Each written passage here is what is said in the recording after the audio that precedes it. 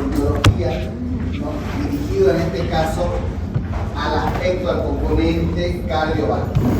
¿Sí? Es decir, todo lo que vamos a hablar hoy día, por un lado ya lo vieron cuando vieron semiología, pero por otro lado va a estar circunscrito a lo que a nosotros como asignatura de cardiología nos interesa. No por ello no significa que el resto no es importante. El internado de la historia clínica es holística, quiere explicar todo. Nosotros nos vamos a dirigir a lo cardiológico nada más, porque si no sería repetir semiología en ese sentido. Ya van a ver que a partir de la siguiente clase vamos a comenzar con lo más excitante, lo más emocionante, que ya es lo nuevo para ustedes, que vendría a ser mejor complementario.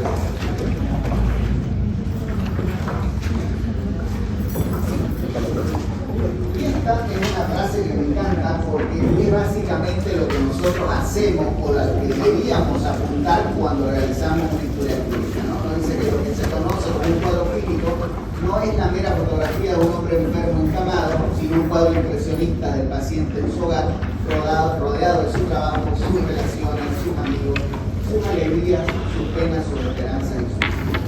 Y eso es la historia clínica, ¿no? Cuando nosotros conversamos con un paciente, le brindamos, qué sé yo, 15, 20, 30 minutos de tiempo para conversar con esta persona, pero de toda esta información que nosotros vamos a recopilar y vamos a recabar, nos tenemos que imaginar qué sucede en la casa, qué sucede con el trabajo, la relación de su trabajo con lo que le está pasando, el componente familiar, etcétera. Preguntamos su nivel socioeconómico, su nivel educativo, etcétera. Y da de esta entrevista, ¿no? Nosotros tenemos que hacernos toda una película y nos exigen, por último, dar respuesta a todas estas preguntas, y toda esta información va a provenir de estos 30, 45, una hora, dependiendo del tiempo que le dediquemos nosotros, para poder obtener la mayor información. La historia clínica, como bien lo vieron y lo aprendieron en su momento, es un documento tanto médico como legal. La vez pasada hablamos que existe un expediente, una norma del expediente clínico, pero olvidándonos de eso un momento y quedando con que la historia clínica es un documento médico legal, tiene que cumplir ambas funciones. Es decir, todo lo que está escrito en la historia clínica es lo médicamente relevante, pero también es aquello que nos va a salvar o nos va a condenar en procesos posteriores, sea auditoría médica, sea procesos legales. Desgraciadamente, pues en Bolivia todo menos lo que debe pasar, ¿no?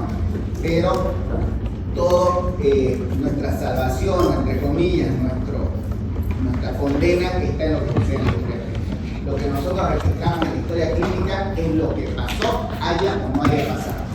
Lo que no está escrito en la historia clínica no pasó nunca, haya o no haya pasado. Y eso tenemos que tenerlo presente. Cuando ustedes estén en el internado, no tienen que aventurarse también a ser los únicos que firman, aún en cosas banales. Nos ha tocado ver muchas veces en las visitas la toma de signos vitales, donde están los signos vitales varias veces en la noche y firman interno Juan Pedro y nadie más. No, siempre tiene que estar refrendada y respaldada esa firma por el residente, si hubiera residente, y si no lo hubiera, por el médico de planta, el médico de turno, o ambos dos en todo caso. ¿Por qué?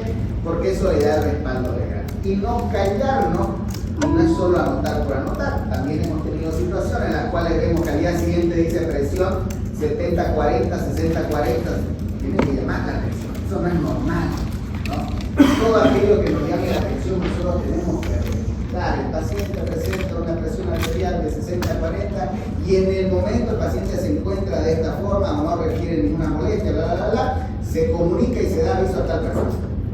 Esa es la forma, porque si yo veo que ustedes registraron, yo digamos mi plano de auditor en algún momento, uno dice, bueno, veamos esta historia clínica y veo que registraron 60-40, pasó la noche, el paciente al día siguiente está con algún problema encefalopático y solo veo que firmó el interno Juan Pérez, ¿de quién es la culpa?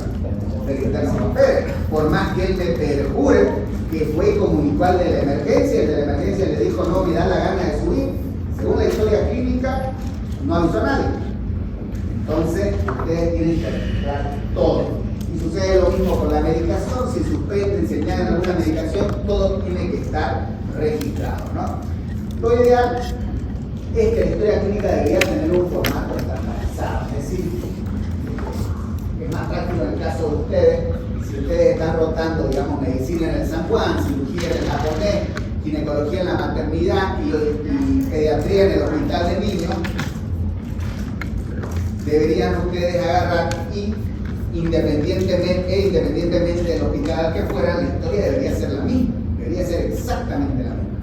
Todas las historias contienen al menos los mismos componentes, pero deberían ser las mismas. ¿Por qué? Porque yo debería poder estar familiarizado con mi formato de historia clínica, y si me toca mirar otra historia clínica deberíamos tener el mismo formato para que no nos dificulte la búsqueda, y por eso nos habla de rápida revisión. Viene esta historia clínica por un médico con empatía, quien conoce las manifestaciones de la enfermedad y entiende cómo el sujeto describe sus síntomas de varias patologías. Es decir, nosotros tenemos que primero escuchar al paciente. Nos ha tocado ser pacientes, el paciente lo primero que busca es quien lo escuche, busca desahogarse, ¿sí? Pero también tenemos que saber qué es lo que nos está contando. Porque si el paciente nos relata algún cuadro, un dolor típico, y nosotros nunca leímos que ese dolor típico se debía a algo en particular, nunca se nos va a cruzar por la cabeza ese diagnóstico. Entonces, por más que nos lo esté leyendo de un libro, si yo no lo conozco, no lo voy a sospechar. Si no lo voy a sospechar, no lo voy a diagnosticar. Si no lo voy a diagnosticar, no lo voy a tratar. Y si no lo voy a tratar, ese paciente le va a ir mal, o sea que se complique o no. Hacer una historia clínica para el diagnóstico tiene 4 objetivos: descubrir los síntomas, obtener descripciones cuantitativas exactas, asegurar una cronología precisa de los eventos y determinar cómo la enfermedad ha cambiado la vida del sujeto.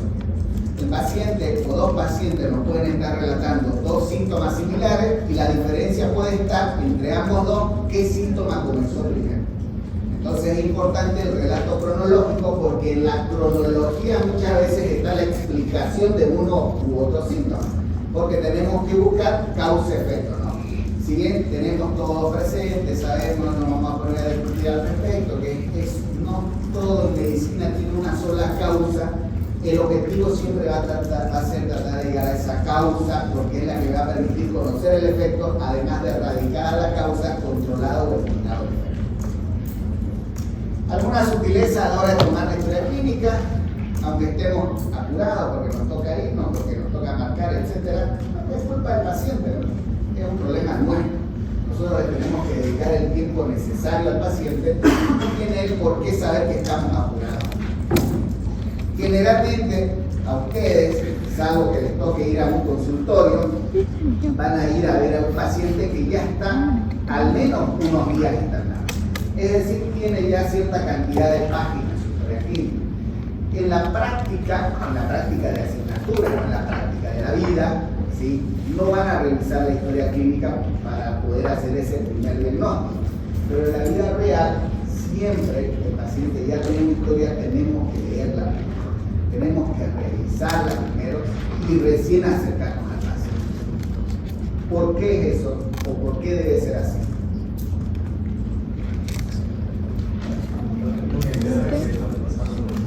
Pero para tener una idea tuya de sus antecedentes del paciente.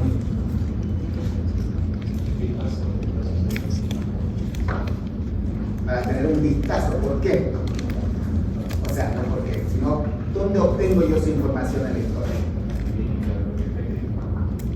Generalmente, y han visto ahora que han empezado las prácticas por leer las historias clínicas, más cuando les toca el internado, los van a llenar con esto del SOAR, ¿no? Que a veces nos parece chocante, pero es fundamental.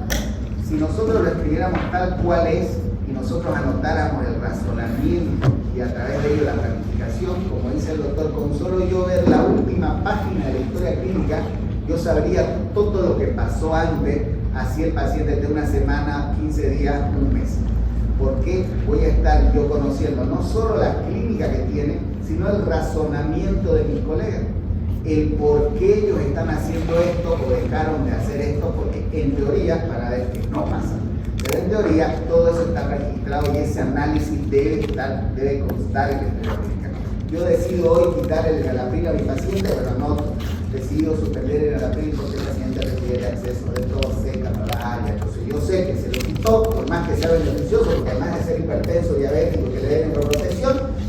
reacción adversa que era la tos. Lo hizo por eso, no lo hizo porque no sabe, no lo hizo por... Entonces, y yo sé que por eso no pasó del enalapril al encinofril, como los laboratorios nos orientan a hacerlo, sino que cambió a un losartán. Entonces, eso lo vamos a tener de acuerdo a lo que escribamos en la historia clínica, y esa es la utilidad en la vida diaria, como cuando hagan las prácticas, de poder leer la historia clínica, porque yo voy a entender cómo llegó mi paciente acá, qué se está haciendo o qué se está dejando de hacer. Si no, sería un redundar de nuevo, ¿no? Es comenzar después de 40 días, volver a comenzar desde el principio, métodos complementarios innecesarios, tiempo perdido, complicaciones en relación al paciente. El paciente nos va a contar todo en el orden que se le va a ir ocurriendo, ¿sí? Lo podemos orientar, si nos dice la semiología que no deberíamos dirigir, hay que dirigirlo, pero nos va a contar en un orden en la medida de que se acuerde en función de también cuánto tiempo lleva la enfermedad. Pero a la hora de escribir la historia, es la obligación nuestra el de darle la cronología. Es decir, si el paciente comenzó diciéndome que tenía sudoración profusa, pero luego me dijo que esa sudoración se presentaba después de palpitaciones y que esas palpitaciones se presentaban después de subir 2 escaleras, entonces no voy a comenzar yo por el final. Voy a yo ordenar después de haber obtenido toda la información y anotar recién en la historia el orden cronológico. Pero eso es trabajo mío, no es obligación del paciente. El paciente me va a decir en el orden que se vaya acordando y que lo vaya refiriendo. Y además que recuerden que generalmente el paciente nos cuenta primero aquello que más lo asusta, lo atemoriza o el mayor cambio que ha presentado, y no generalmente lo primero que le aparece. Van a haber situaciones en que no sepamos de qué nos está hablando. Puede ser que el paciente nos diga que lo que tiene o lo que se le presentó tenía antecedentes de una culebrilla y no tenemos idea de qué nos está hablando. Tenemos que preguntarle de qué se trata, qué es lo que quiere decir, para poder nosotros transcribir de manera médica y adecuada en la historia clínica. No vamos a dejar en la vida diaria, en la práctica ya de profesión, de internado, nada fuera. En la práctica vamos a centrarnos en cardiología. Es decir, que si la implantación pilosa es buena o mala, no me importa. En el internado sí es importante, aquí no. Aquí nos vamos a centrar por un tema cerrado de cardiología a todo lo que tenga que ver con la cardiología. Ahora, si el problema de la implantación pilosa se debe a una colagenopatía, y esa colagenopatía tiene como complicación enfermedad cardiovascular, importante. Pero van a ver que después en el internado todo esto es importante, por eso nos dice no dejemos antecedentes. Hay que atender el factor que causa más temor al paciente, porque ¿qué es lo que lo lleva? El paciente no se despierta un día y dice, 1 año y medio que me duele, pero yo iría a molestar al médico. No, hay algo que ha cambiado o algo que lo ha atemorizado y es lo que lo obliga a ir a buscar atención. ¿Debemos creer y confiar todo lo que nos dice el paciente? Sí, pero tenemos que intentar verificar todo aquello que nos está diciendo, porque toda la información que vamos a obtener nosotros es lo que vamos a utilizar para la impresión diagnóstica. Si no sabemos desechar, corroborar y solo utilizar aquello que es útil, imagínense dónde llegaríamos. Llegaríamos donde el azar nos permita llegar. Siga sus instintos, es verdad, pero los instintos no los vamos a tener ahora. Los instintos los van a tener cuando estén por jubilarse, porque la experiencia de muchos años es lo que les va a permitir decir, como nos dicen los colegas, a mí me huele que esto es un infarto, digamos, y uno se acerca, a mí no me huele a nada, pero eso nos lo da la experiencia. La experiencia, cuando nosotros tenemos la capacidad de poder tener eso, va a depender de 2 cosas, de 3. 1, el conocimiento; 2, el tiempo; y 3, mientras más veces veamos a este tipo de patología, veamos a nuestros pacientes, o traducido de esta forma, mientras más historias hagamos. Y lo último que quieren hacer ustedes es historia clínica. Y mientras más historias hagamos, más fácil nos va a hacer la historia clínica y más fácil nos va a hacer comprender a la gente las patologías. Aplicado con juicio, el silencio es oro. Pero lo que menos sabemos es callar. Pero tenemos que escuchar, tenemos que aprender a escuchar al paciente. Una buena toma de historia clínica sirve a un doble propósito, sí, tanto médico, legal, y nos brinda información en todo sentido. En general, si bien los libros de semiología, nosotros teníamos el Surón, no sé cuál lo llevan ahora, pero los libros de semiología nos muestran todos los componentes que lleva una historia clínica, son hoy en día componentes más tradicionales, no más clásicos, llamémoslo así, ¿no? pero sí o sí todas van a tener al menos estos componentes. O sea, no va a haber una historia clínica que no tenga motivo de consulta, relato de la enfermedad, antecedentes, medicación, el examen físico y lo que nos lleva a la impresión diagnóstica. ¿Qué es lo que cambia actualmente? Es que hoy en día, y depende mucho también de la institución, del lugar donde uno ejerce la profesión, muchas veces comienzan por los antecedentes, paciente con antecedentes, y luego el relato, porque ya son institutos u hospitales que están dirigidos para patologías en particular. Donde yo me formé en cardiología, que veía solo patología cardiovascular, comenzaban diciendo paciente que tiene antecedentes de todo lo cardiológico y recién comentaban el cuadro. Entonces, eso puede modificarse, además que ahora dejan generalmente el diagnóstico por la facilidad de acceso a los métodos complementarios, ya tiene un electro, tiene un ecocardiograma, etc., ¿no? Pero esto es lo clásico, esto es lo tradicional y esta es la mejor forma de aprenderlo. Después podemos discutir que la evolución de la tecnología nos permite hoy día tener un pasito previo a la impresión diagnóstica que nos va a ayudar a precisar más el diagnóstico. Esto es lo clásico. No importa si es electrónico, no importa si es en papel, la historia clínica debería ser fácil de realizar. No nos debería tomar una noche hacer una historia clínica, ¿sí? Eso que nos toma una noche y le va a tomar, depende también, además de que dependa de las veces que hacemos historia clínica, etc., depende del formato documental. Desgraciadamente hay formatos arcaicos, como el de San Juan de Dios, una historia tiene 25 hojas, que es un absurdo. El interno vive solo haciendo historia clínica, y ahora que estamos pasando a lo digital, teóricamente todos los hospitales vamos a tener una historia uniforme y va a ser todo más práctico. Por eso la historia clínica ideal debería ser como tipo checklist, no tiene, pero con la información necesaria que nos conduzca a una impresión. Una historia clínica que avanzando en la historia clínica yo no pueda tener la idea de lo que me está pasando, una historia clínica o mal tomada o que no me sirve para nada, ¿sí? Porque yo el examen físico, si bien en la práctica de ustedes durante el internado el examen físico lo van a hacer o deberían hacer, así el paciente venga por infección urinaria, deberían hacer un examen neurológico completo, no lo hacemos, pero debería ser que sí, ¿no? Porque lo correcto y la psicología nos dice que sea así. Pero los exámenes físicos los hacemos dirigidos en función a lo que sospechamos del interrogatorio. Y más aún los métodos complementarios los vamos a dirigir en función de lo que sospechamos en el diagnóstico. Entonces una historia clínica, en la medida que yo la vaya leyendo, no que la vaya redactando, pero implícito, en la medida que yo la vaya leyendo, me tiene que conducir y orientar a un síndrome al menos, o a un estado fisiopatológico en común para poder yo buscar los métodos complementarios necesarios. ¿Qué hay que tener presente?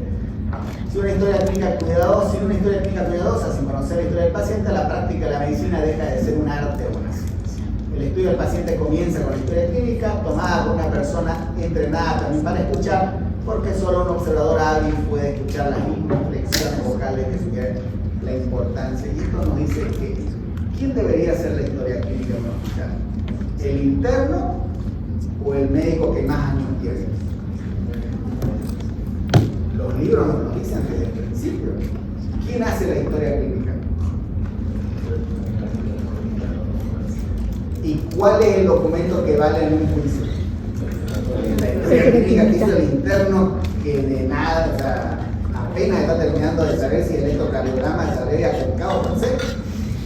Entonces imagínense si depende de mí que me juzguen de lo que está escrito en base a lo que escribió el pobre interno. No es culpa del interno, sino que hacemos las cosas al revés. Es lo mismo en la residencia. Al residente de primer año lo mandan al consultorio. ¿Qué sabe de la especialidad del residente de primer año? No tiene idea de nada. La única diferencia es que dio un examen y entró a la especialidad. Nada más.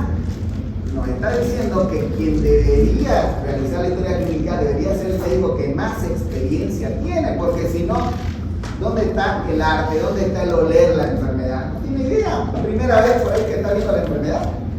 Y eso es lo que van a ver en los hospitales. Lleva 45 días el paciente y siguen poniendo en el diagnóstico, después de 45 días, infarto agudo de miocardio. ¿Por qué pusiste infarto de miocardio? Porque el de terapia puso eso. ¿Por qué puso de terapia? Porque el de emergencia puso. Y eso es porque quien hace la historia clínica, uno, no tiene dos dedos de frente, Y dos, no le interesa investigar, adecuar y actualizar la historia. Y eso es lo que no tenemos que hacer. Si ustedes recuerdan, siempre nos decían en semiología que el 80% del diagnóstico está en el interrogatorio. Es decir, que yo soy un flojo, y lo soy, no necesitaría levantarme de la silla, con solo escucharle, ya tener una aproximación del 80%, sin ponerle un dedo encima a ese paciente, sin tomarle la presión. Hoy eso ha caído un poquito y se reduce a un 60%. Antes era 80-20, hoy es 60%, y no es porque el examen físico sea mejor ni nada por el estilo, sino porque, como les decía hace un momento, los métodos complementarios nos han ayudado. Uno de nuestros docentes pasaba 6 meses tocando el choque de la punta, estaríamos locos si estamos 6 meses así, porque tenemos una orden de ecocardiograma y en 15 minutos tengo el resultado de todo lo que puedo palpar, ver o no ver. Entonces la tecnología nos permite eso, ¿no? La capacidad para tomar una buena historia clínica es un arte adquirido con la experiencia, y la experiencia lo obtenemos en la medida que hagamos más historias clínicas. Entonces no escapemos de hacer historias clínicas. Mientras más historias clínicas hagan, más fácil va a ser la siguiente historia clínica, más interesante le va a parecer la siguiente historia clínica. La medicina le va a comenzar a parecer excitante, porque van a ver que el infarto en ella no es lo mismo que el infarto en ella, ni que el infarto es lo mismo en ella, por más que las 3 sean mujeres, las 3 tengan 18 años y las 3 sean médicas. Se comporta de manera diferente, y ese diferente no lo voy a conocer nunca si yo no hago la historia a las 3.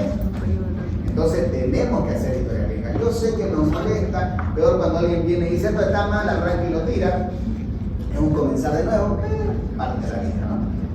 La primera parte es el interrogatorio. Y el interrogatorio es fundamental, ¿no? Yo les decía, el 80% del diagnóstico que está en el interrogatorio se basa en ese contacto interpersonal protagonizado por el enfermo que sufre y por el médico en quien aquel confía.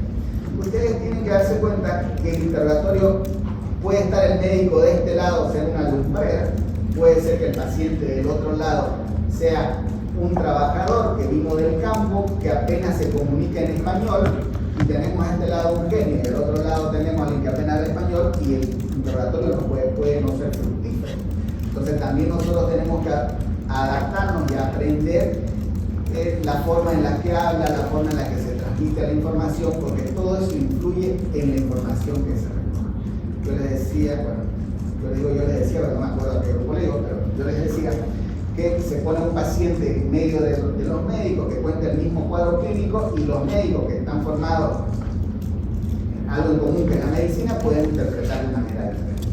Si bien en ese caso es la cualidad que le da un síntoma, es el síntoma, nos habla lo mismo del interrogatorio. El paciente nos puede estar relatando en su forma de hablar, de expresarse, haciendo uso de su educación y sus costumbres, algo que si yo la desconozco no lo voy a poder interpretar nunca, y por más que me esté dando la información adecuada y pertinente, no lo voy a poder utilizar de manera correcta. La anamnesis es la base fundamental e instituible del diagnóstico, eso no hay duda. Cuanto más sabe el médico, tanto más datos proporciona la anamnesis. El doctor Harrison, ¿qué decía? El doctor Harrison decía, para hacer el Harrison, el interrogatorio lo realizo yo y el examen físico lo pueden realizar mi enfermo. Esa era la importancia del interrogatorio, porque se necesita conocimiento y experiencia. No se debe tener al enfermo como un puro objeto de estudio o de investigación y adoptar ante una postura factual fría y desapasionada. Debe considerarlo su preocupación, paciente que sufre y ante el cual el médico se siente como persona espiritualmente vinculada. Las características en general de todos los síntomas que le dan esta característica o esta cualidad de ser subjetivo es que deben tener, si no todas, la mayoría de estas características de una localización, la calidad, la cuantificación, cronología, el escenario que se presenta, factores que lo modifican y síntomas asociados. Si nosotros tuviéramos que poner en una pantalla los síntomas que el paciente nos puede relatar, estos son unos cuantos, hay un montón. La cardiología es así de pequeñita. Por eso es que la cardiología, ¿sí?, es una especialidad, además de que es la mejor especialidad de todo lo que ustedes quieran, pero es fácil. La cardiología es de las especialidades más fáciles de la medicina. Y lo que hace que sea fácil para mí, desde mi perspectiva, son dos cosas. Uno, que casi todo transcurre por una puerta, que es la fisiopatología de la insuficiencia cardíaca. El que conoce la fisiopatología de la insuficiencia cardíaca ya se embolsilló el 90% de la cardiología. Y dos, que afortunadamente una gran mayoría de las enfermedades, aunque no conozcamos la etiología, conocemos muy bien la fisiopatología o la forma en la cual llega a presentarse los efectos, las manifestaciones clínicas, y eso nos permite que sea todo más fácil. Si a eso le sumamos que las molestias o el relato que tiene el paciente no es tan disperso, no es tan variado, pues es mucho más fácil. El paciente puede acudir, como les decía hace un momento, por un montón de situaciones o motivos. Estos son quizás los más comunes: dolor precordial, la disnea, las palpitaciones, cefalea, fatiga, debilidad, síncope y edema. No son los únicos, son los más comunes y son los que vamos a ver. Cuando hablamos de dolor precordial, dejan darse cuenta que el pecho, la región precordial, la región precordial duele no solo por el corazón, duele por un montón de patologías. Ojo, no es tan mal pensar primero en patología cardíaca, ¿sí? Porque generalmente es lo que motiva al paciente a ir al médico. Cuando al paciente le duele el pecho, en su cabeza está: me estoy infartando, va al médico, porque si no fuera al médico. Y el médico afortunadamente piensa: se está infartando, entonces busca lo más, entre comillas, grave o severo. Pero no nos quedemos ahí. Hay muchas causas, y las causas no se limitan tan solo al territorio cardiovascular, entre las cuales tenemos desde la enfermedad de la isquemia relacionada a los vasos coronarios hasta problemas en las envolturas, como son las peritonitis, y entre medio de ambas diferentes situaciones. Los síntomas son subjetivos, no tenemos duda en ello. El dolor es recontra subjetivo. Si nosotros ante el mismo estímulo doloroso, seguro que no va a ser el mismo del paciente que se dedique, es mecánico, del paciente que es oficinista, del paciente que trabaja en la zona agraria. Van a tener diferentes umbrales de dolor. Por ende, eso le da otra dificultad, si vale el término, a la cuantificación del dolor. Pero lo mejor que podemos hacer es objetivar el dolor. Y para objetivar el dolor, por lo que nos permite la objetivación del dolor, es la medición del dolor. Y la medición del dolor tenemos que hacerlo en función del mismo paciente. Es decir, si yo le digo al paciente que me dice que tiene dolor y yo le digo: a ver, del 1 al 10, ¿cuánto le duele?, yo tengo que decirle que es 1 y que es 10. Porque el 10, ¿quién sabe a qué 10 me estoy refiriendo? Y el 10 tiene que ser para ese paciente la máxima experiencia dolorosa que ha presentado hasta ese momento. Entonces él tiene con qué comparar, y nosotros vamos a poder comparar con ese mismo referente que es la persona. Porque puede ser que para mí sea el estímulo doloroso que está teniendo el paciente, para mí sea un 45 y para el paciente sea un 2. Entonces nosotros tenemos que objetivarlo en función de cada paciente. Y existen diferentes formas en función de la educación del paciente para poder objetivar. Ahora, si yo llego a la conclusión que ese dolor del paciente es 6 sobre 10, ¿sí?, yo lo debo escribir de esa forma. Pero al comentarlo en la visita médica, yo puedo decir leve, moderado o severo. Eso no es un crimen. Obviamente, mientras más objetivo sea el relato, todos vamos a escuchar el por qué tú llegaste a esa conclusión. Porque lo que tú de una historia clínica debería ser que todos los que leemos esa historia clínica pudiéramos llegar al mismo diagnóstico que quien la realizó. Eso me da la pauta de que la historia clínica fue, 1, bien realizada, y 2, fue bien razonada.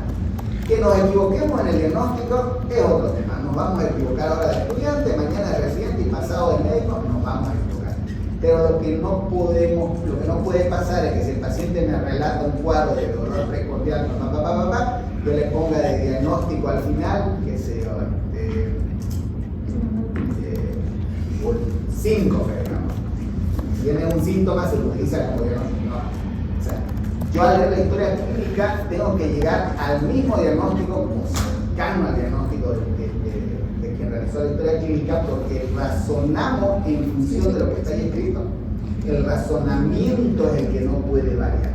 Es por eso que los exámenes en la materia son de caso clínico, porque el diagnóstico puede estar errado, pero el razonamiento tiene que ser el correcto. Las características que sí o sí deben tener con respecto al dolor es la localización, la radiación, qué características tiene, la intensidad, el inicio de duración, que incrementa el nivel de dolor y los síntomas asociados. Y cuando hablamos de dolor precordial, y si lo primero que nos asusta es el infarto y equivalente, nosotros hablamos de un tipo de dolor en particular, y este dolor es la pero ¿cuál es el nombre que tiene? Angina. Angina, ¿no? O angor pector, o angina de pecho. Pero, ¿qué le da la característica de ser un dolor anginoso? Lo que estaban diciendo, ¿qué? Dolor opresivo, retroesternal, Que se irradia al brazo izquierdo y al cuello. que se puede irradiar o propagar a los brazos o a los hombros. Que dura menos de 30 minutos. ¿Qué más? El signo. ¿Qué? El signo de la gana, mano gana. Ah, necesitas agacharte para eso, simplemente para hacer la localización. Pero nos habla de la localización. ¿Qué más? Depende si es estable o no. Si es estable, incrementa con el esfuerzo y disminuye con el reposo. Dolor que se incrementa con el esfuerzo o con el estrés y que disminuye o desaparece con el reposo o con medicación tipo nitroglicerina o nitrato. ¿Qué más? ¿Qué más? ¿Qué otra característica tiene? De origen abrupto. ¿Qué? Abrupto. Menor a, Eso es un mito. Después te vamos a dar que no es así. menor a 15 minutos.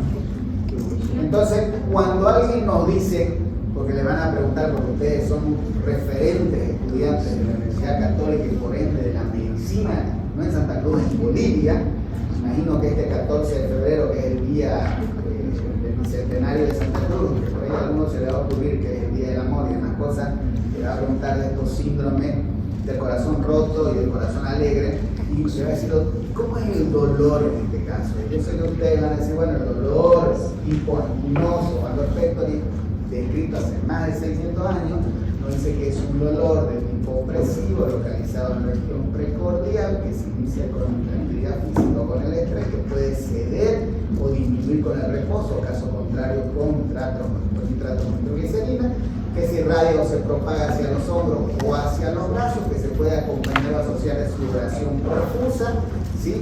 Y que le genera al paciente temor o las famosas sensaciones de muerte. En un tiempo aproximado dura entre 10 a 15 minutos. Todo ese bla bla, cuando ustedes lo comentan a otro colega, con solo decir el paciente tiene angor, ya sabríamos que tiene todas estas características, porque son estas características las que le dan la calidad de angor al angor. Entonces, esa es, por eso es que cuando uno escribe dice, o lo primero que le preguntan, ¿y el dolor era típico o no? ¿A qué se refiere que era típico? A que cumple todas estas características. ¿Que habrán situaciones en las cuales no cumple estas características y siga siendo angor? Sí, seguro que sí. Eso es un dolor atípico, ¿no? Pero eso lo vamos a ver. De acuerdo a las diferentes características del dolor, vamos a ver las diferentes causas, ¿no? La angina, si bien tenemos en la mente que es una sensación literalmente atemorizante, cuando ustedes vean un paciente con angina, con diagnóstico de un evento agudo, coronario o infarto diagnosticado, pregúntenle, si no lo describieron así, si realmente el paciente creía que se iba a morir, y el 90% le va a decir que sí, que pensaba que se iba a morir. Y el 10% que no, les va a decir que tenía miedo de que algo malo le iba a pasar. Entonces, la descripción es tal cual. Y esa descripción es de angina, no es de infarto.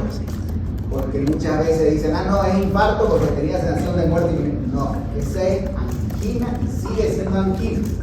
Pero no es un dolor, no es el dolor, o sea, no es necesariamente el mayor dolor. Tenemos dolores similares como los dolores pericárdicos, como las pericarditis, que están generadas por irritación pericárdica, sea por procedimiento o sea por cuadros inflamatorios infecciosos, pero uno de los mayores dolores que va a experimentar una persona, y cuando ustedes estén frente a esta persona lo pueden corroborar, es la disección aórtica.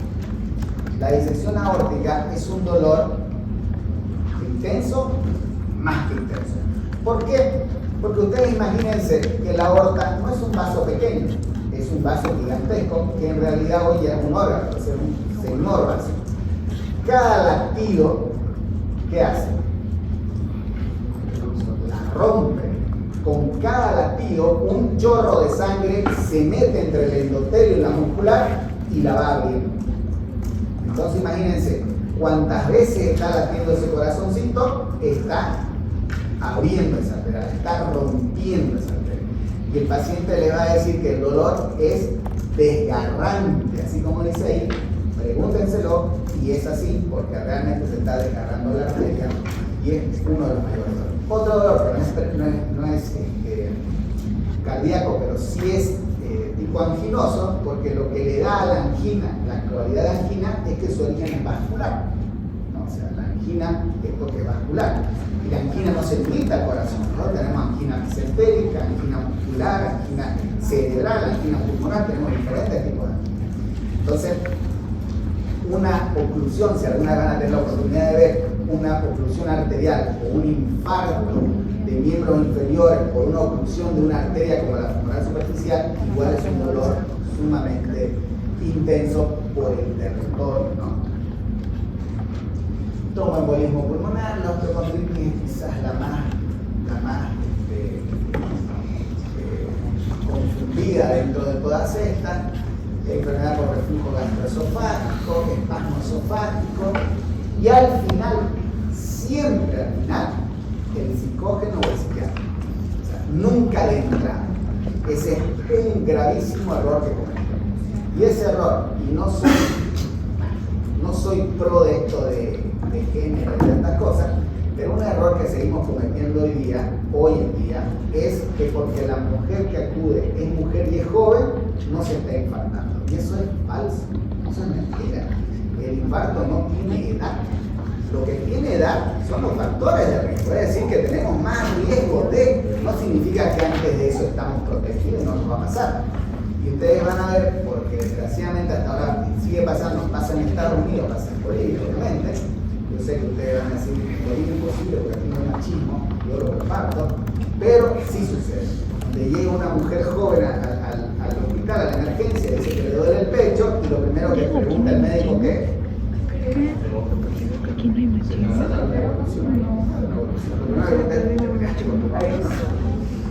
¿Quién es tu cuestión? Con el novio, con el esposo. ¿Hicieron ahí? ¿Qué tenés? Sí, me hace. Vamos retrasando. Cuando llega un dolor, un paciente, un hombre con dolor de pecho, traiga un electro. Pero digamos, infartante. no es carta de motivación. Entonces, es la forma, porque así nos enseñaron. Cuando yo estudié acá, a mí me decían que la mujer joven no se puede infartar. ¿Y cómo se Me decían que el paciente con Chagas no se va a infartar nunca. Yo crecí aprendiendo eso. Pero no es así. Y esto nos permite que a las mujeres las catalogamos de entrada como que su problema es psicológico y vamos retrasando el diagnóstico. Y a la medida que vamos retrasando el diagnóstico, retrasamos el tratamiento e incrementamos las complicaciones. Entonces, no, démonos eso.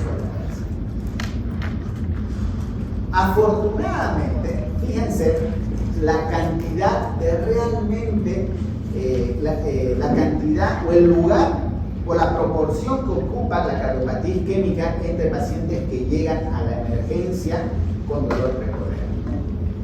30%. No por ello no vamos a pensar en esto. Es la primera causa de muerte en el mundo, es lo primero que vamos a descartar. Todo paciente, más allá de lo que esté, más allá de lo bonito que es el relato de Langor, todo dolor de la mandíbula al ombligo amerita un electrocardiograma. Y las guías son claras. Desde que el paciente llega al techo hospitalario o el primer contacto médico, interpretándose el primer contacto médico, así haya hablado con el guardia que le dijo que no estacione el auto ahí, es el primer contacto. Desde ese momento hasta que se le realizó el electrocardiograma, y este electrocardiograma fue interpretado por un médico con experiencia en la lectura del electrocardiograma, no deberían pasar más de 10 minutos. Entonces, esos son los tiempos que tenemos que cuidar. Pasa más de 10 minutos, horas, días. Hay patologías que tenemos que descartar primero y algunas preguntas nos van a ayudar a acercarnos a este diagnóstico, ¿no? Por ejemplo, nosotros nos vamos a preguntar, en base a lo que el paciente nos cuenta, si la molestia retroesternal puede ser causada por un trastorno agudo que puede ser fatal y que justifica la hospitalización inmediata y la evaluación intensiva. Esto es algo grave. Es algo serio y que al menos necesita que el paciente esté en una unidad crítica u hospitalizado porque requiere un tratamiento inmediato. Y ahí tenemos patologías como la cardiopatía isquémica, la disección aórtica, el tromboembolismo pulmonar y pulmonar. Pero yo digo, no tiene ninguna de estas, por lo tanto el paciente no tiene una molestia retroesternal que puede ser causada por un bla bla bla. Entonces me pregunto de nuevo, ¿la molestia provenir de un cuadro crónico que pudiera originar complicaciones graves? Si es así, ¿qué sería? Angina estable, que hoy se llama síndrome coronario crónico, estenosis aórtica, hipertensión pulmonar. No me parece. Entonces, la molestia puede provenir de un cuadro agudo que justifique un tratamiento específico. Es como que se va viendo más, ¿no? Me voy alejando del isquémico y de lo muscular cardíaco y me voy acercando a la pericarditis y neumonía. Tengan en presente el herpes. Nosotros tuvimos el año pasado un paciente, colega, que lo vieron otros colegas, porque encima era de otra institución, y que vino para que le hagamos un cateterismo de emergencia por un dolor. Lo único que hicimos fue abrirle la camisa y tenía herpes zóster. Entonces, tenemos que revisarlo, mirarlo, porque no todo es igual. Como hemodinamista yo le puedo decir, feliz de hacer un cateterismo, pero todo procedimiento, todo lo que vulnere la piel nos pone en riesgo. Entonces, todo lo que vulnere la piel es necesario cuando es necesario, es decir, cuando el beneficio supera al riesgo. Incluso en el infarto, después de las 48 horas del supradesnivel, y si el paciente está estable, no solo no es aconsejable hacer el cateterismo, sino que es dañino, es nocivo hacer el cateterismo. Entonces, no por hacerlo vamos a hacer. Y por último, si todo era no, la molestia puede provenir de otro trastorno crónico tratable, ahí está todo lo demás, ¿no? Pero a medida que vamos respondiendo esto, se nos abre una opción que no la teníamos antes. No da tiempo a buscar, a investigar, a valernos de métodos complementarios. Esto es algo interesante que debía haberlo preguntado antes de mostrar, pero no importa. Ustedes, algo que nos enseñan erróneamente es que la irradiación del dolor es al brazo izquierdo. No es así. La definición es a ambos hombros o ambos brazos. ¿Sí? Y es más, la irradiación o la propagación hacia el lado derecho es más específico que hacia el lado izquierdo. Entonces, no nos quedemos con lo que vemos en la televisión o en las novelas mexicanas de que si le duele el lado izquierdo o el brazo izquierdo es un infarto y si el lado derecho no es nada. Es peor si tuviéramos las mismas características, o sea, es más probable si tuviéramos las mismas características si la irradiación fuera lo único que difiere y esta fuera al lado derecho frente al lado izquierdo de la otra persona. Pero después puede ir a todo lado. Por eso es que entre la mandíbula y el ombligo, todo dolor merece una lectura.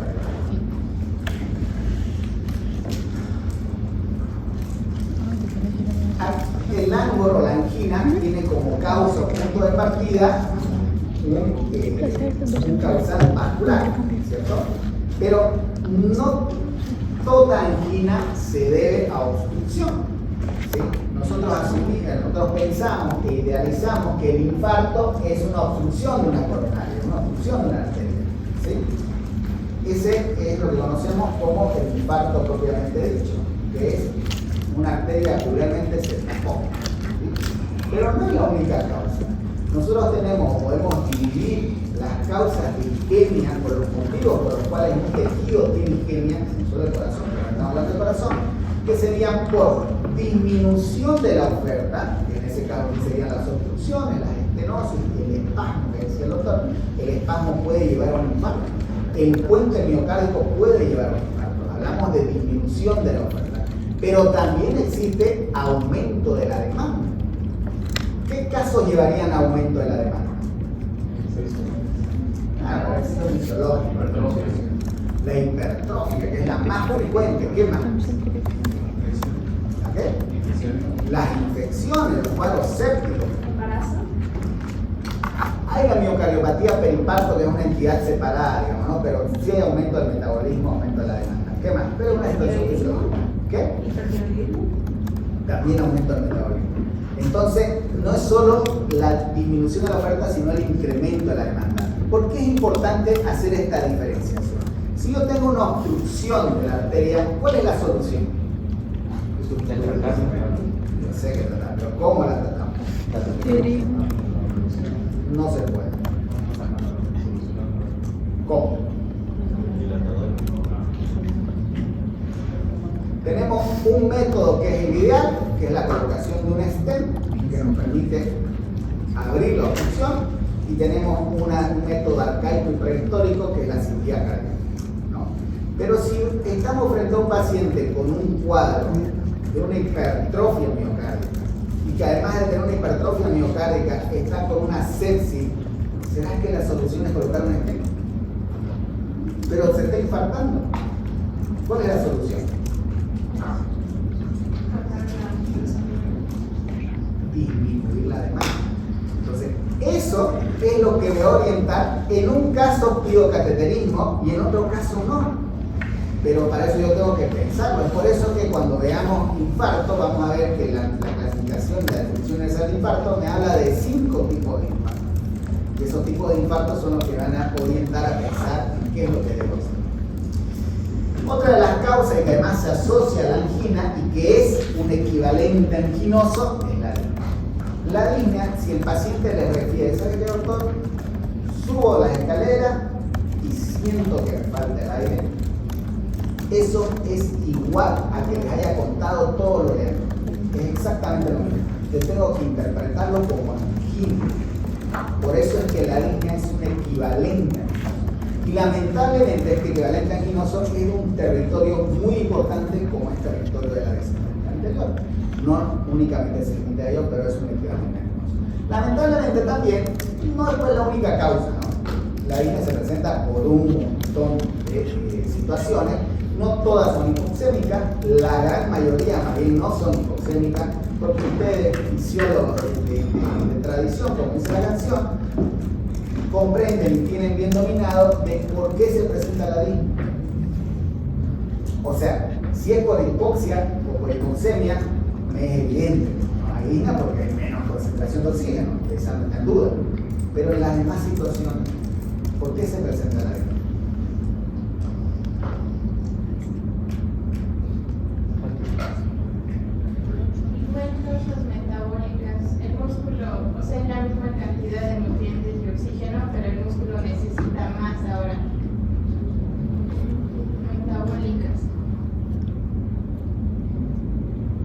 Pero igual estaría ligado ahí en un caso hay menos cantidad de oxígeno, en otro caso hay más necesidad de oxígeno. Pero en el caso en que la relación cantidad de aporte de oxígeno y necesidad de oxígeno está equilibrada, no hay disnea. Si yo le pongo ahí el oxímetro de pulso y la oximetría me da 99% y ella me dice que está con disnea, ¿qué le digo? Que no hay disnea. Miente.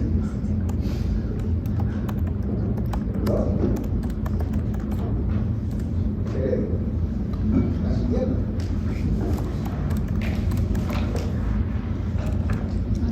Porque la primera reacción que yo voy a tener cuando alguien me diga que tiene disnea es agarrar el oxímetro y colocárselo. Tal vez anemia, o sea, hay Pero la anemia involucra también menor llevada o menor aporte de oxígeno, porque hay menor transporte. Pero en el caso de que el equilibrio esté, pongámosle a ella de ejemplo, aparentemente sana, no conocen, pero aparentemente sana, y en este momento nos dice que está con disnea. ¿Sí? El doctor agarra, saca su oxímetro, lo coloca, 99%.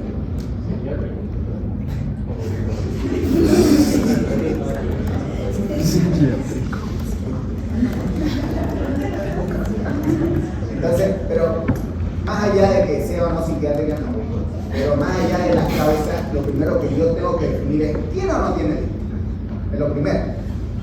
Mi satura me está dando el resultado 99%. Descarto que sea malo su oxímetro, está en buena calidad.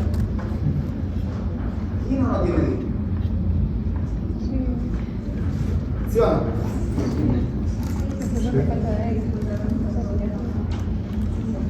Pero me dice que tiene 99%. Pero si es fatiga, entonces le digo que no tiene disnea, que se quede tranquila, lo tuyo no es disnea.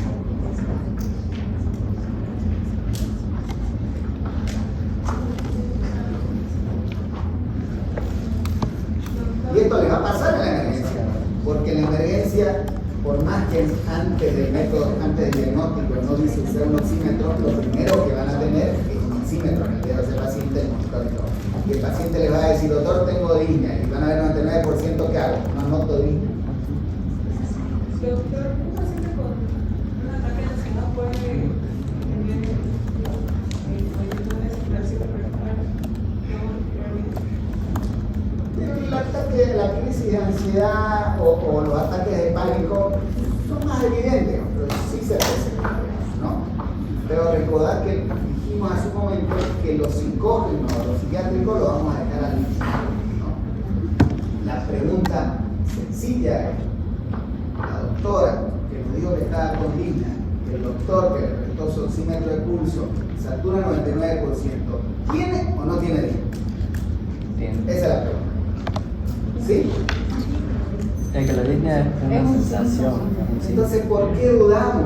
O sea, la disnea no depende de la saturación, la disnea depende de lo que el paciente siente o percibe, es como el dolor. Si ella me dice me duele, ¿qué le voy a decir yo? No te vas a fijar en su frecuencia cardíaca. ¿Qué voy a hacer? ¿Qué? No te vas a fijar en su frecuencia Es cardíaca. exactamente lo mismo. No tiene relación, aunque la tenga en algunos casos, pero no tiene relación con la oximetría o con la calculación. Entonces, conociendo eso por definición, ¿por qué se presenta la disnea si, como la doctora nos decía, la cantidad de oxígeno que necesita el cuerpo es la misma que le lleva el organismo? ¿Qué hace que tengamos disnea? Una de las causas, y sí la acepto lo que dice ella, que sería la causa psicógena, pero esa es una, y es la menos de las veces. Patológicamente, ¿por qué se presenta la disnea?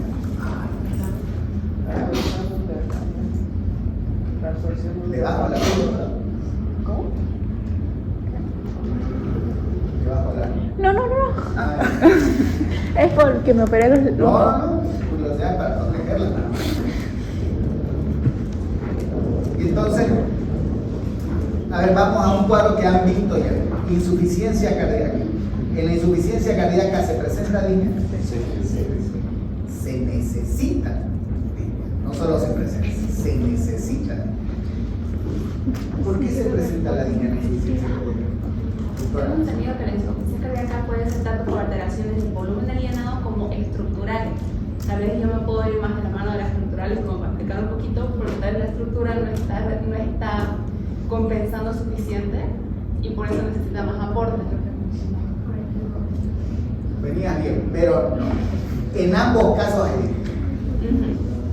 Pero en la otra no sé cómo explicarla bien. Una tiene más que la otra. Esa es la diferencia.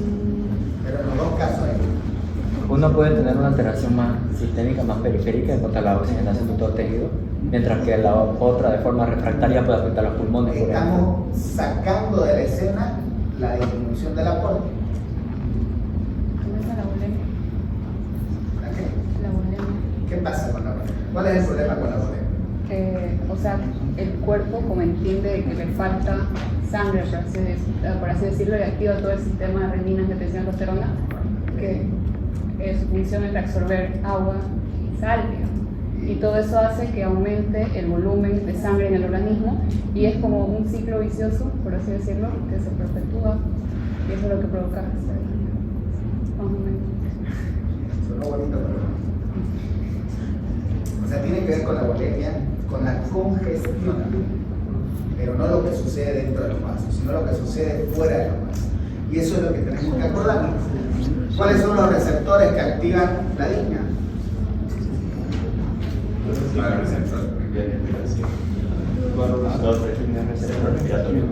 Los receptores J, ¿vale? Que están en el intersticio pulmonar. O sea, la salida y al escape de agua se van a activar y se van a dar oxígeno.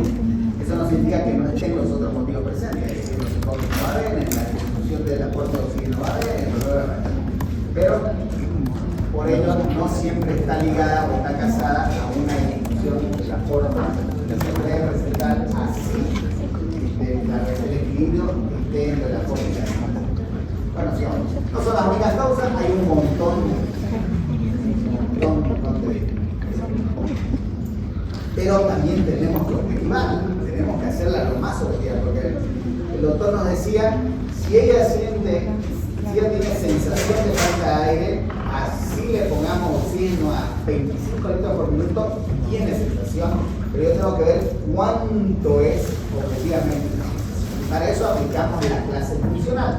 La clase funcional, la más conocida, es de la Asociación del Corazón de Nueva York, que nos dice que hay 4 clases funcionales.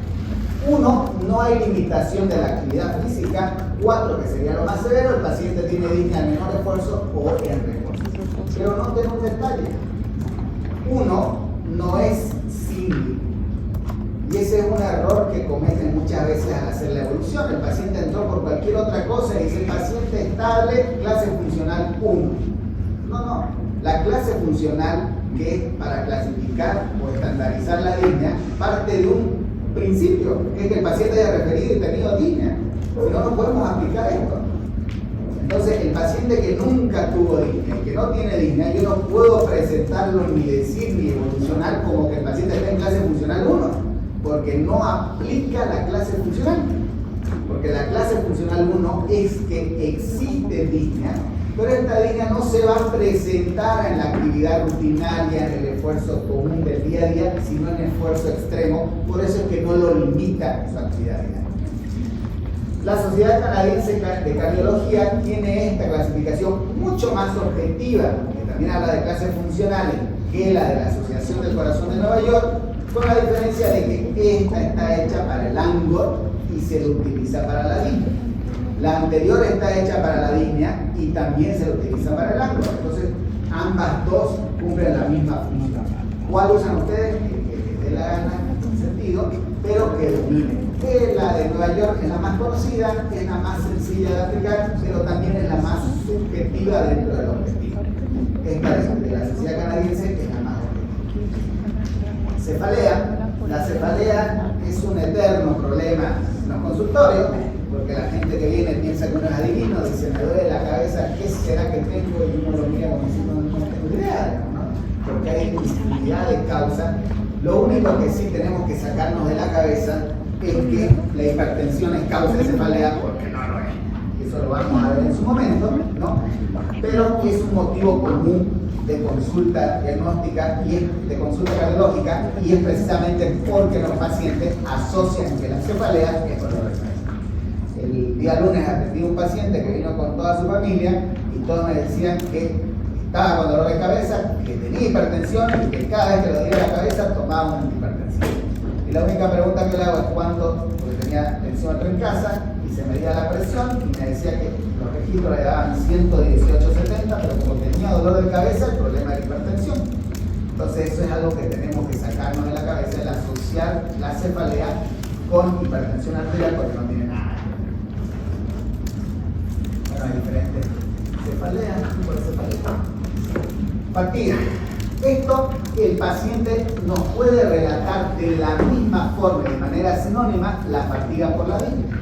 Somos nosotros los que vamos a hacer el discernimiento de si se trata de una o si se trata de la otra. La disnea, como nos dijo la doctora en su momento, va a ser esa sensación o esa percepción de falta de aire. En cardiología nosotros vamos a utilizar la fatiga como algo muscular y que tiene que ver esencialmente con claudicación intermitente. ¿Sí? Entonces, no es la única causa, pero en cardiología lo vamos a ver de esa forma, porque esa es la forma de distinguir, por eso nos habla de arteriopatía periférica, ¿no? Bueno, hay diferentes causas. Palpitación. A ver, la palpitación es la percepción de la arteriocardia. ¿Sí? Es decir, nosotros tenemos o somos conscientes del latido de nuestro corazón. Nuestro corazón está latiendo todo el tiempo y no sabemos, no nos damos cuenta. Es lo mismo que la respiración. Respiramos y llevar un conteo de si respiramos 8, 10, 12 o 14 veces por minuto. Pero el problema está cuando empezamos a contar nuestra respiración, porque nos cuesta dejar de contar. ¿No? Nos cuesta dejar de contar. Y lo mismo es con la palpitación. La palpitación es esa percepción y no necesariamente toda palpitación involucra algo malo en el corazón. O sea, no toda palpitación es arritmia, no toda palpitación es extrasístole, etc. Porque es la percepción. Incluso aumentos del metabolismo, alteraciones en el volumen de sangre nos pueden llevar a la presentación de palpitaciones y no por ello ser algo estructural del corazón. Es verdad, sí, que mientras más alta sea la frecuencia cardíaca, mientras más arrítmica sea, irregular sea la frecuencia cardíaca, más fácilmente vamos a recibir las palpitaciones, vamos a tener palpitaciones, digamos, pero no por ello toda palpitación está relacionada con esto, ¿no? Es más, fíjense, esto del 16% no llegamos a saber a qué se debe esa palpitación, y eso es frustrante para el paciente. Síncope. El síncope es un síntoma, no es una patología, pero dada la relevancia que tiene el síncope, la manejamos como una patología. Es decir, si alguien coloca en el diagnóstico síncope, no está errado, aunque por definición es síntoma, ¿no? Incluso las guías salen guías de síncope, entonces es un síntoma, pero se comporta en la práctica como si fuera un diagnóstico.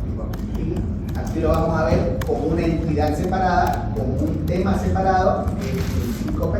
Pero el síncope es simplemente el desmayo, ¿no? Por definición es esa pérdida súbita de la conciencia de corta duración y que tiene una recuperación aquí, no tiene que quedar secuela de eso.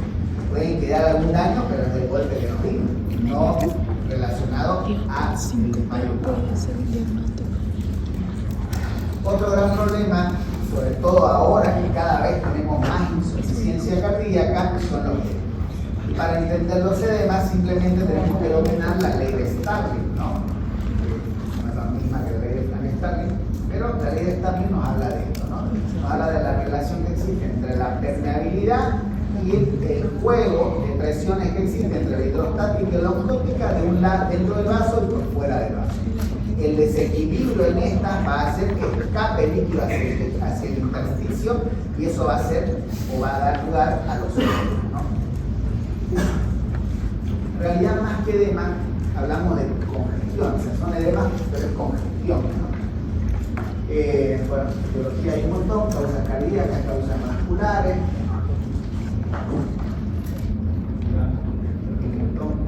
Una vez que nosotros obtenemos todo el interrogatorio y nos sentimos satisfechos con toda la información recabada, ¿sí? Nosotros tenemos que hacer el relato de la enfermedad actual.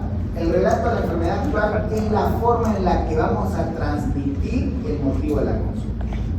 Y este relato de la enfermedad actual tiene que ser cronológico, ir del primer al último síntoma, buscar si existe relación con eventos anteriores o con internaciones previas, y tiene siempre un texto que seguir, que es paciente refiere un cuadro clínico de tanto tiempo o aproximadamente tantas horas de evolución, que se caracteriza por y comenzamos.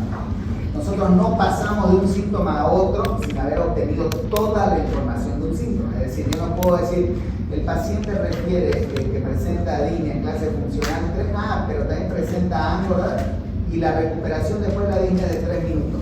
No, termino de describir todo lo que tiene que ver con un síntoma y recién paso al siguiente síntoma y así sucesivamente.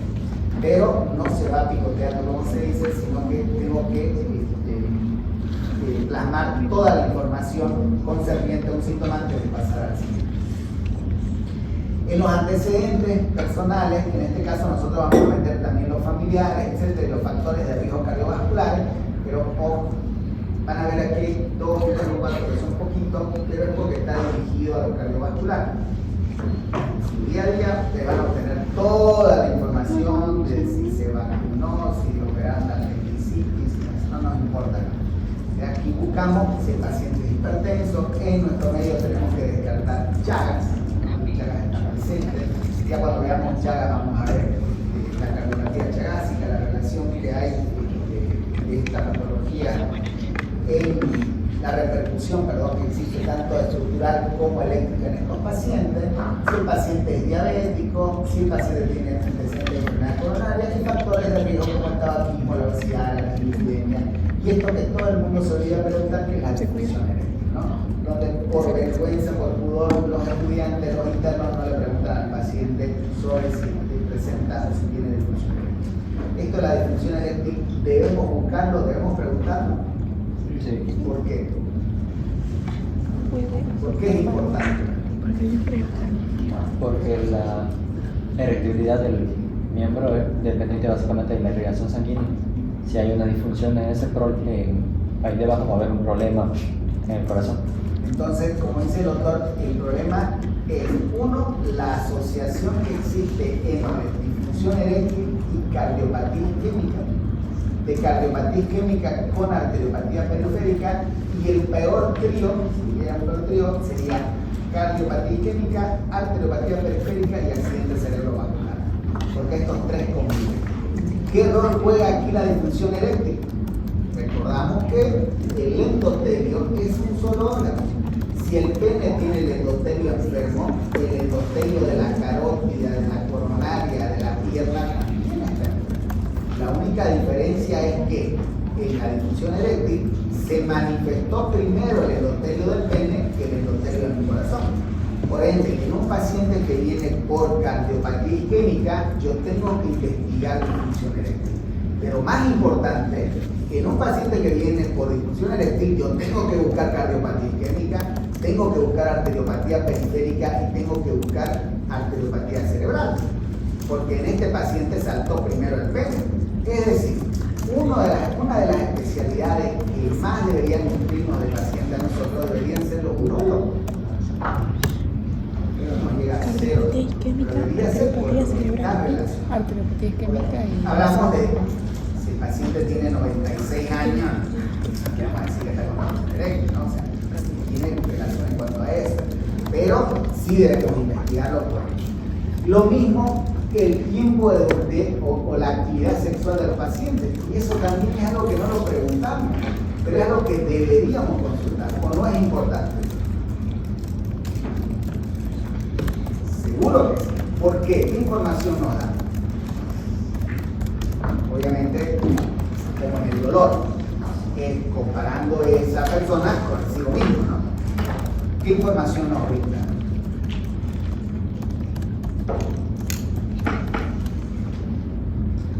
La actividad sexual es una prueba de esfuerzo. Cuando nosotros veamos enfermedad coronaria, que hablemos de las pruebas ergométricas o de las pruebas evocadoras de isquemia, vamos a ver a cuánto equivale una actividad sexual promedio, y luego si el paciente me dice o nos comenta, o la pareja del paciente nos comenta que el doctor sabe que antes no le pasaba, pero ahora tenemos relaciones más cortas porque se cansa más o siente una molestia en el pecho, nos va a hacer pensar en cuántos meses está pasando esto y nos va a orientar sin necesidad de someterlo a la caminadora o al cicloergómetro de cuál es la probabilidad de que este paciente tenga una.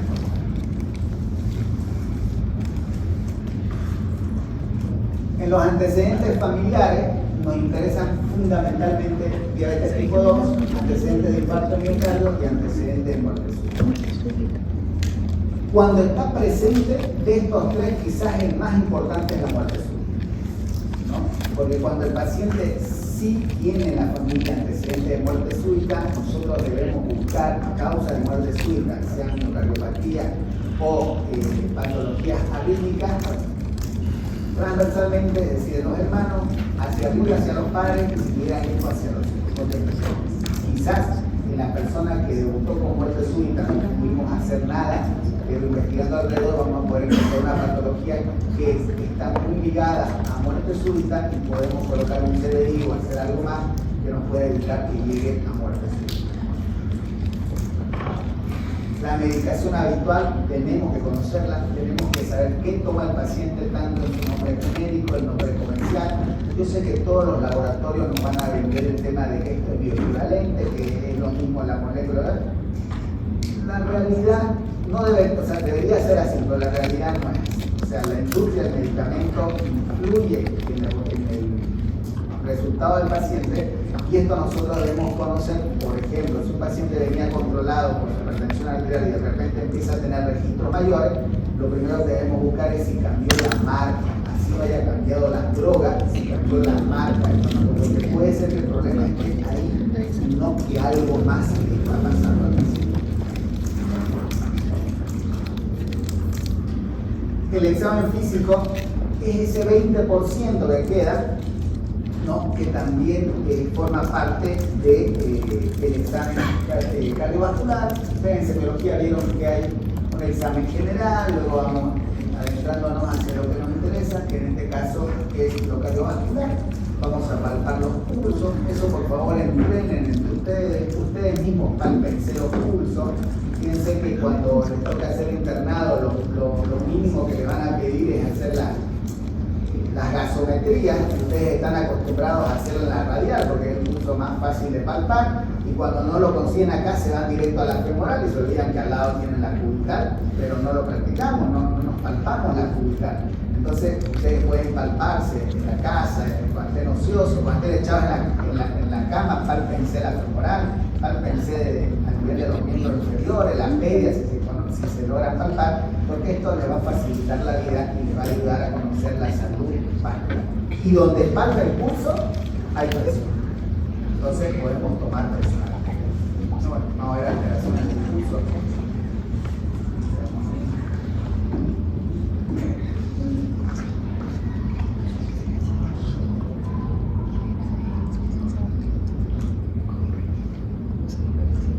El pulso venoso regular está un poquito en desuso, en el olvido, ¿no?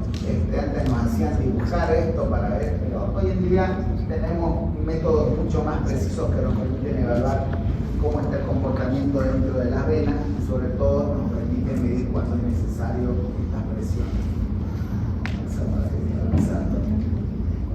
El reflujo hepatoyural, que nos habla de congestión, lo vamos a ver cuando veamos insuficiencia cardíaca. No va a salir, pero no vamos a echar signo de pulmón. Eso fue pregunta de Hay un librito azul chiquitito, no es grande, que se llama Examen Físico Cardiovascular. Si lo consiguen es buenísimo, es delgadito, pero todo esto de que son los signos importantes, conocidos y no conocidos, la presión arterial, que esta es la técnica idónea, adecuada u óptima para el registro de la presión arterial. Se dan cuenta que no se cumple en el consultorio, ¿no? Pero sí se debe pedir esto, sí se debe exigir esto al paciente con la presión arterial. Ustedes recuerden que los valores tradicionales de la clasificación de la presión arterial están dadas por una medición en consultorio, ¿no? Una medición en oficina.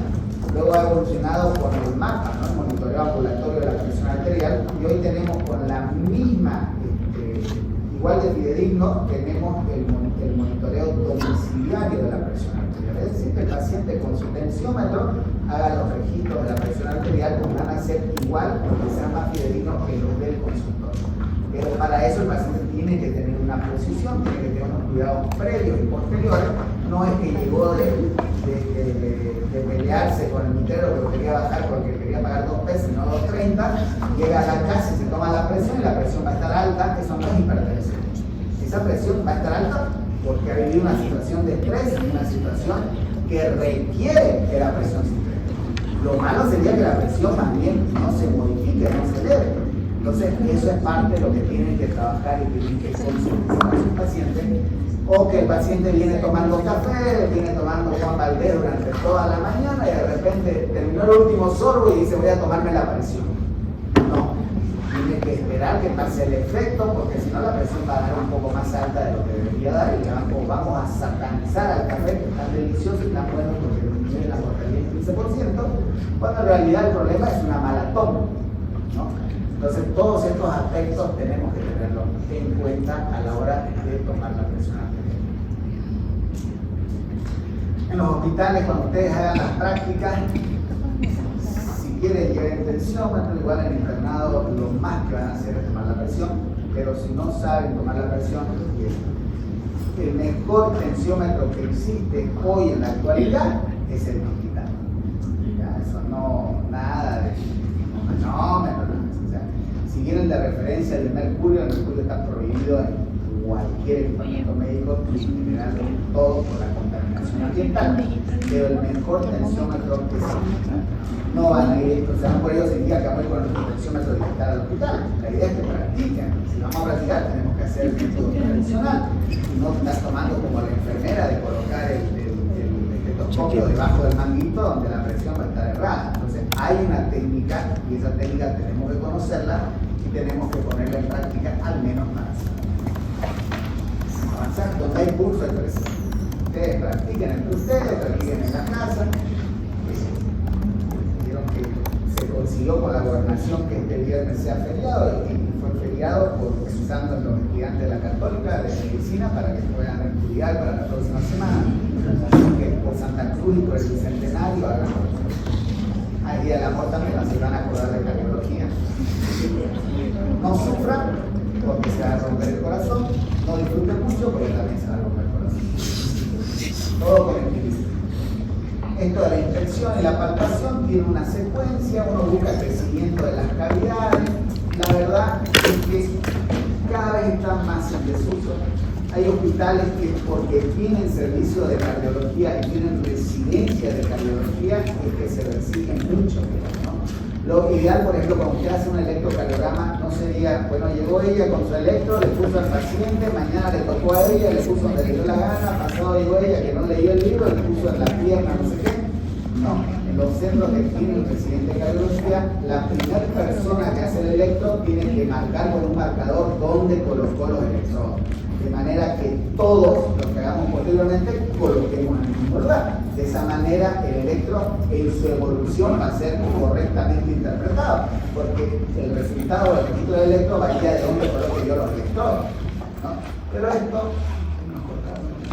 Pero esto va a variar, esto se hace sobre todo en centros que tienen residentes de información. En los hospitales donde no hay residentes de cardiología, generalmente más directo a los métodos complementarios, pero léanlo bien para que puedan practicarlo, porque cuando ustedes palpan una normalidad, un crecimiento, es una situación muy bonita, por lo que uno puede obtener con una palma, una mano, tanta información que luego uno lo va a corroborar con el ecocardiograma. La ocultación, escucha bien y podrás ver más profundamente dentro de los corazones de tus pacientes. Todo lo demás les acepto que no sea, pero lo que no puede pasar es que no oculten las cosas. O sea, el cardiólogo que no lleva un estetoscopio es un dermatólogo. Nosotros tenemos que llevar el estetoscopio y tenemos que ocultar al 100%. Además, deberían ocultarse ustedes, uno mismo implícito, pero deberían ocultarse entre ustedes. Porque dicen, ¿no? Caras vemos, corazones no sabemos. Uno puede encontrarse con algunas, no solo anomalías, sino variaciones que están dentro de lo esperado, de lo fisiológico, pero que va a ser interesante ver cómo late un corazón en una u otra persona, y eso lo vamos a hacer a través del uso del estetoscopio. Obviamente existe diferencia entre estetoscopio y estetoscopio. Podemos decir que no, para que no nos sintamos mal económicamente, pero sí hay diferencia. No, el que le diga que no hay diferencia y que todo depende del oído, el estetoscopio pasa. No por ello van a irse a comprar un estetoscopio de $2.000, no. Pero, si pueden, un buen estetoscopio. Generalmente el estetoscopio que nos compramos en la universidad nos aguanta en la mayor parte de la vida. Yo mi primer estetoscopio, que fue un Littmann Clásico 3, me lo compré hacia el tercer año de universidad y me duró hasta terminar mi especialidad de medicina interna, cuando fui violentamente agredido y cortado por los residentes inferiores porque los castigué.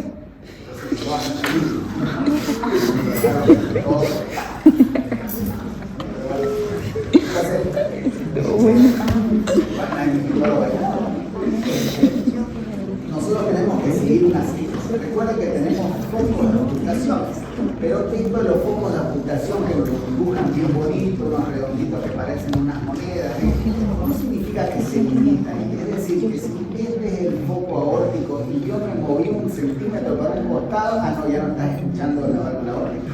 No. Esto es una orientación. Al final, yo voy a colocar donde me dice que debo colocar, donde me dice que tengo la mayor probabilidad de escuchar mejor esta válvula, pero lo voy a ir moviendo en función de dónde realmente escuchan las personas. Por eso es que en realidad hablamos de áreas de ocultación. Si no, ustedes díganme por qué yo ocultaría aquí, digamos, el área aórtica. Las áreas lo que evalúan son las válvulas, ¿no? Si nosotros evaluamos el área aórtica, estamos evaluando la válvula aórtica. Pero, ¿por qué yo evalúo aquí la válvula aórtica si la válvula aórtica está aquí abajo? Porque la dirección, como dice el doctor, el chorro de sangre va en esta dirección. Es por eso que en valvulopatías aórticas, además de ocultar los focos, yo voy a ocultar las carótidas. Porque como las carótidas salen del callado y el chorro de sangre va a golpear el callado, ese reflejo, ese sonido se va a propagar hacia las carótidas. Entonces es por eso nada. Y se habla en realidad más de áreas que de puntos en particular, ¿no?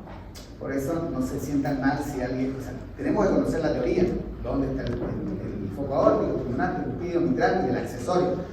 Pero vamos a colocar nuestro estetoscopio donde no significa que si el aórtico está acá no voy a escucharlo acá, ¿no? O sea, es cerca de la zona, cerca del área y tenemos que tener una secuencia. No existe una secuencia donde uno diga vas a comenzar por el aórtico y vas a terminar en la mitral. Si ustedes quieren comenzar en el foco mitral y terminar en el aórtico, lo pueden hacer. Si ustedes quieren comenzar en el accesorio y terminar en el triunfilio, lo pueden hacer.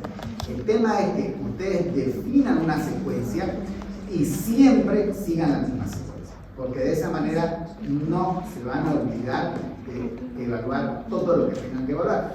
Uno dice, ¿cómo me puedo olvidar de evaluar un foco? Nos olvidamos. Entonces tenemos que seguir una secuencia. Eso nos va a permitir al menos conocer el primer y segundo ruido cardíaco. Y estos ruidos cardíacos son los normales, ¿cierto? ¿Por qué se producen los ruidos cardíacos? El primer y segundo ruido. ¿Cierre de gas? ¿Cuál?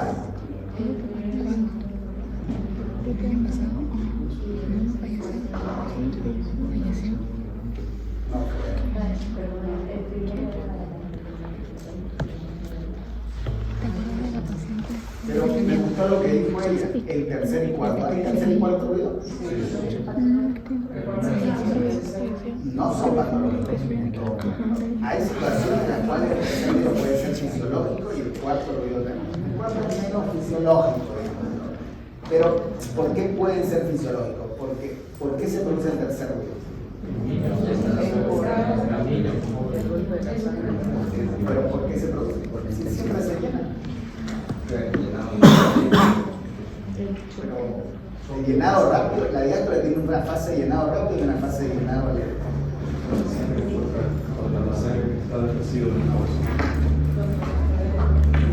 Contra la pared.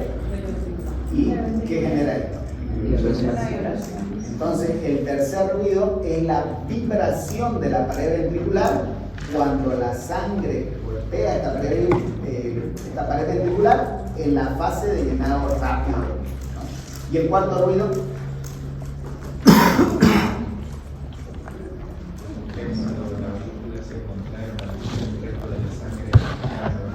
entonces el cuarto ruido es la vibración de la pared ventricular cuando la sangre golpea el ventrículo durante la contracción auricular en la última fase de la diástole, ¿no?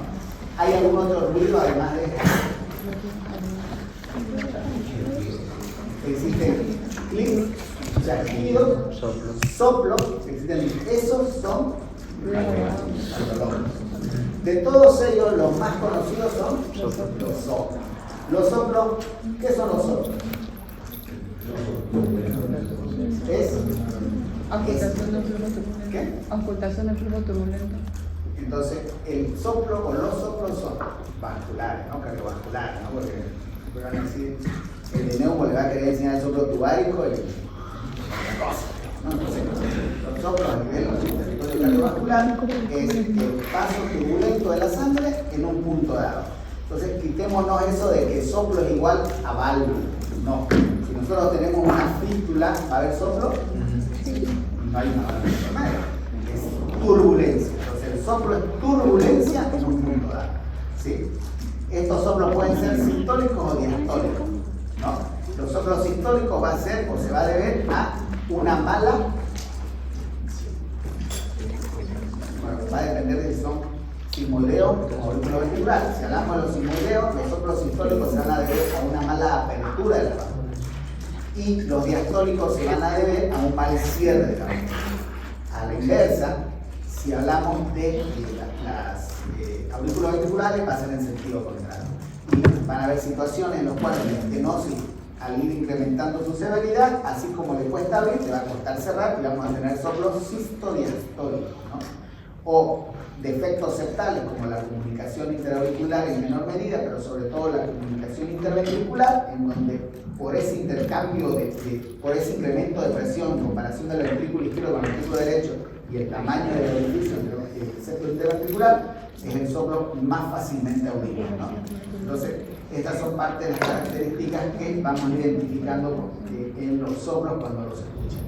Pero también cuando nosotros tenemos una apertura valvular en válvulas calcificadas, van a generar ruidos valvulares que son patológicos porque se necesita que existan válvulas calcificadas.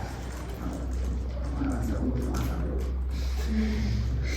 Es que ustedes tienen que cortar, a mí me encanta hablar.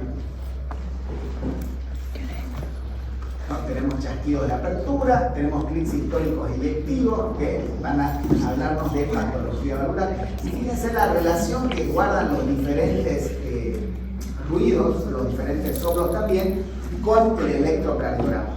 Esta fuente está al final, si lo vieron en el PDF, lo pueden descargar el capítulo entero también para profundizar si quieren, si gustan, ¿no? Tenemos clics mesosistóricos. Vamos a tratar de objetivar.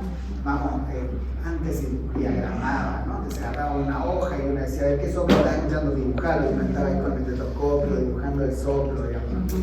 Hoy en día el dibujo no lo hace el ecocardiograma, y eso es importante. El soplo que nosotros no escuchemos no es soplo ausente, es soplo no auditivo.